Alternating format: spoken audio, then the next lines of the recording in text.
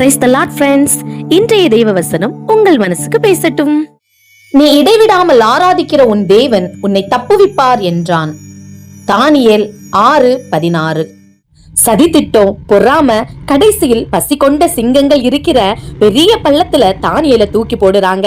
ராஜா கூட அழுதுட்டே போறாரு. ஆனா காலையில வந்து பார்த்தா தானியேல் உயிரோட இருக்கிறாரு. எப்படின்னு கேட்போம். என் தேவன் தூதனை அனுப்பி சிங்கத்தோட வாய கட்டி போட்டார்னு சொல்றாரு. கடவுள் மேல அவர் வச்ச அந்த அசைக்க முடியாத நம்பிக்கை தான் அங்கே கிரிய செஞ்சுச்சு.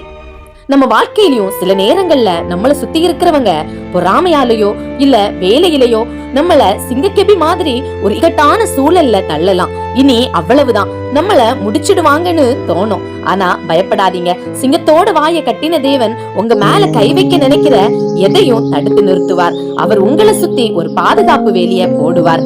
இன்னைக்கு இந்த பாதுகாப்பு உங்களுக்கு உண்டாகட்டும்.